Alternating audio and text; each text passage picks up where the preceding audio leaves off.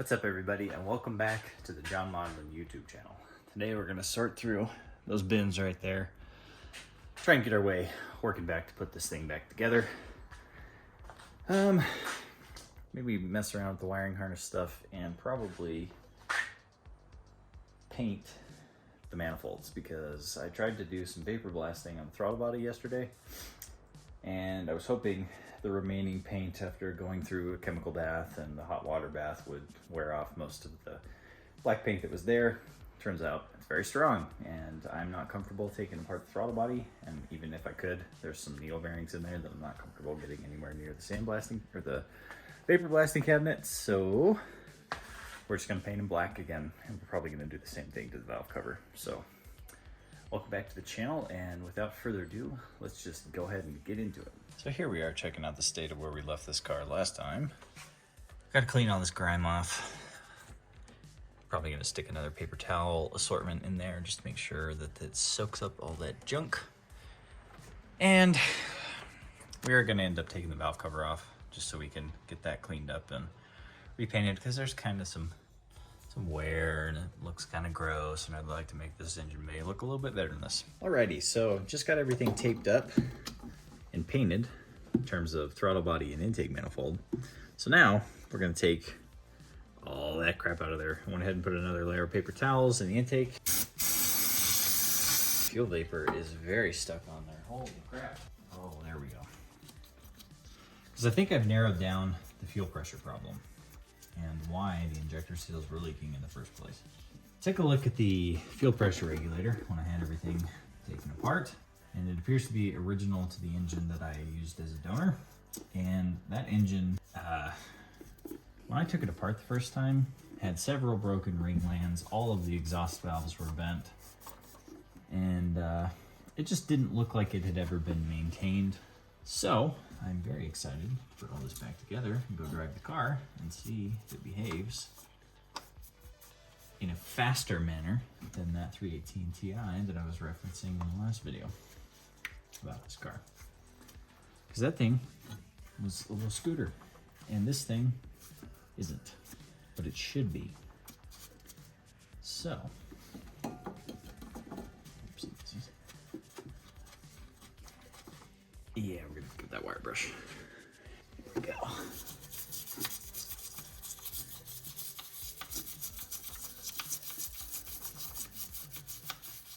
Oh yes, that is making short order of this. That did exactly what we wanted it to. Did buy some fresh microfibers. Finished cleaning out these ports. I know there's a little bit of junk still built up in there. Nothing crazy, but you know, I'm in here, so might as well clean up as much as we can. Looking good. On another note, I finally got approval from the Silver Summit. We're taking this girl on the trip, so that's exciting. That is looking beautiful. And before, when I was referencing the fuel pressure problem, I vaguely remember looking at the gauge and seeing like 55 PSI, which I was like, oh, it's normal. It's a CIS car. That would explain the rich running. That would also explain the injector leakage that we were getting seepage out of the seals. I'm hoping that's gonna take care of our issue. Pretty confident that that's gonna take care of our issue. Look at that, look how nice that looks. We're ready to throw an intake gasket on there.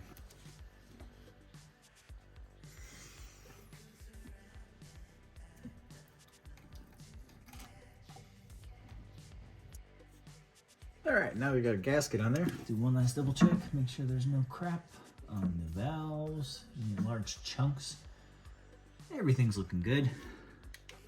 And we'll set on. Manifold. Look at that. Now, in going with the same theme that I had last time on this engine, I will not be painting the lower manifold, because I want to be able to keep track of if we develop another leak or something of the sort.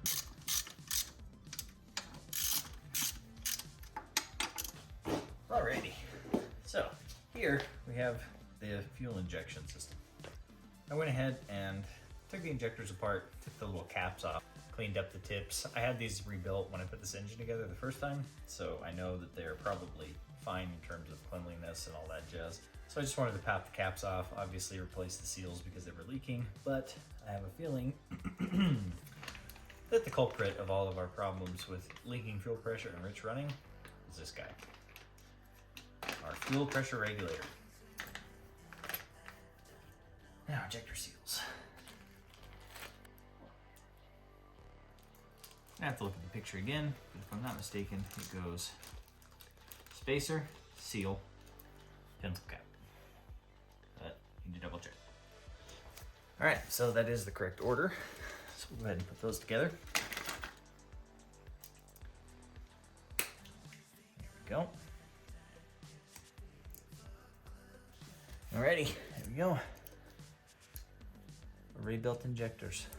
Well, injector layout, I should say. That's all I'm doing is replacing the seals. Everything else checked out okay. I don't see any reason to investigate the injectors themselves because I had them rebuilt, so good enough for me. All right, so there we have the fuel injector rail, and I think I'm gonna stop reassembly for the time being on this side, and we'll start working on the harness. Right, let's strip this rock hard sheathing off this and rewrap it in this, as long as we don't find any burnt wires.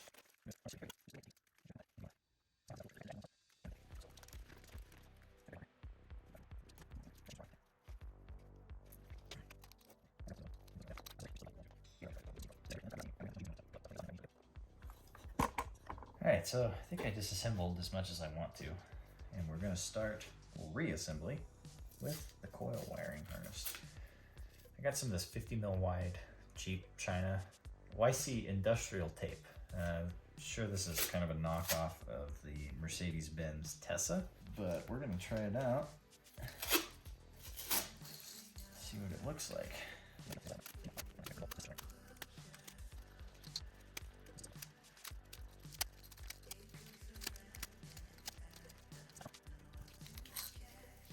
Feels much better, much more flexible. It looks better too. Probably won't look better for much longer, but it's better than what it was.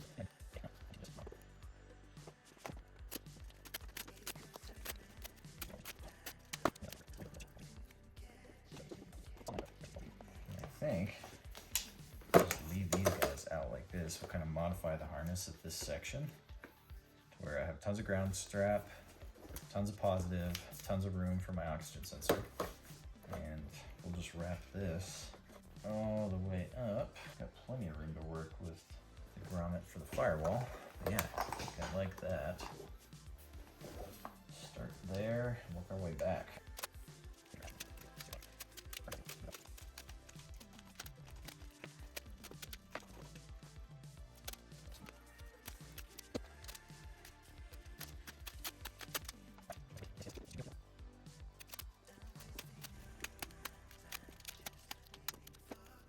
And I guess we'll put a little wrap on you.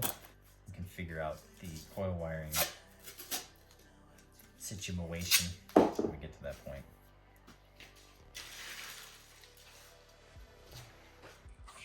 Alrighty, quick little update. I've been slanging on this thing for about the past 2.5 hours after getting the harness rewrapped.